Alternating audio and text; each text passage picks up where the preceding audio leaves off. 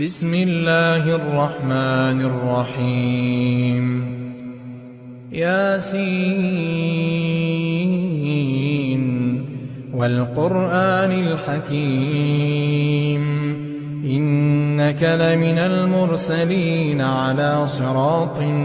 مستقيم تنزيل العزيز الرحيم لتنذر قوما ما أنذر آباؤهم فهم غافلون لقد حق القول على أكثرهم فهم لا يؤمنون إنا جعلنا في أعناقهم أغلالا فهي إلى الأذقان فهم